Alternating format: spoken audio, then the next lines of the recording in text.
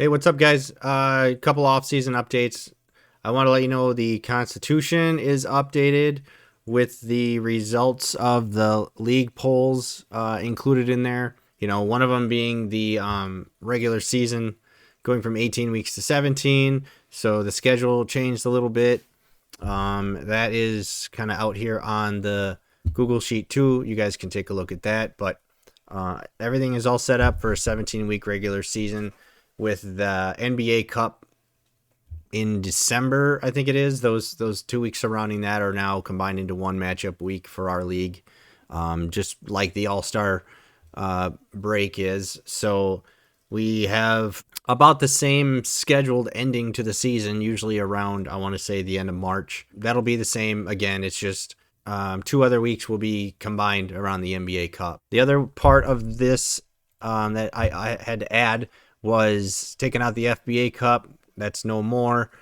I added the Eliminator Cup and all the rules to that. There wasn't much, but that's in the league constitution. It's also on this Google Sheet. It's got its own sheet here, and it's all laid out for you guys to take a look at if you wanted to. The rules, the whole setup, and it'll be all tracked right in here during the regular season. So it's all. I think it's all set to go. And lastly, the third poll was regarding how we wanted the group stage format for the Kings Cup and City Cup, and you guys voted to basically keep it the same as originally planned. So I did that. I've got those set up here in the Google Sheet as well. We got 4 groups of 4, just like last year. You're going to play 3 group stage games. It'll be during weeks 3, 6, and 9.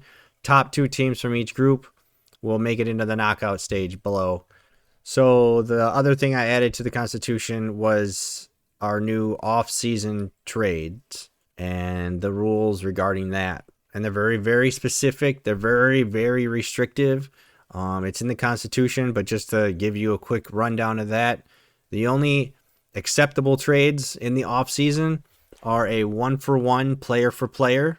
Both of those players have to be kept by the receiving teams, though, so they do have to count as one of your 4 keepers. The other scenario is a 2-for-1. You could trade a player and swap draft picks. Again, that player, the team receiving that player, has to select them as one of their 4 keepers. That's it. But that's just how we're gonna try this out for the offseason. Maybe if this is all working out well, we could open it up to a little bit more flexibility later on, but this is how we're going to start out with. And I think, I put it in here in the league settings on this notable dates. I put July 1st. I think whenever the NBA draft is done, we could probably just open up off-season trading then, so I might do it a little before then. But it's going to be right around the end of June, beginning of July, when you guys can start looking at that. I have to lock down the league site probably before then too for anybody who hasn't paid their league fees. So to get back into accessing your team and doing all these trades and stuff, you have to obviously have your league fee paid. So I will set that up as well. That's it regarding, the league settings and updates. But I wanted to point out one other thing to you guys. This here is just the Wikipedia page for the Premier League and this final standings for this season. It just ended.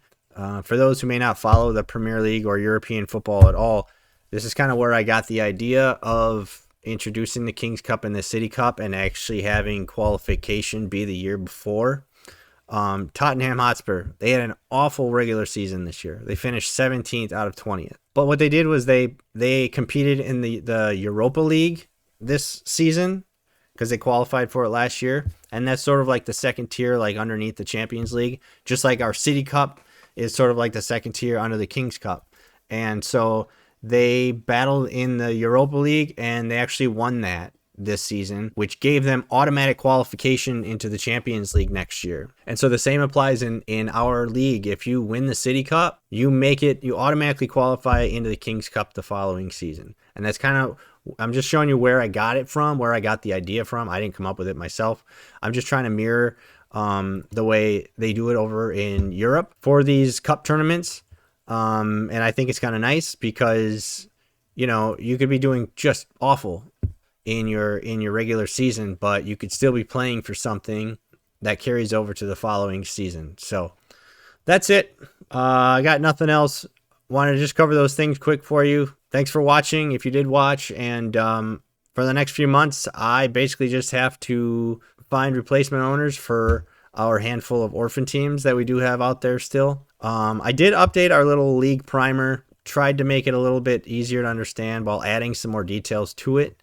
This is just a little document that I worked up to show any folks who maybe are new to fantasy basketball altogether, or most certainly new to our format. And so I worked this up for them to take a look at.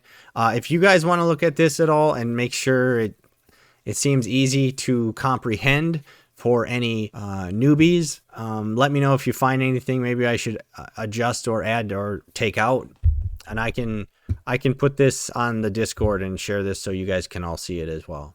Thanks, guys. Take it easy.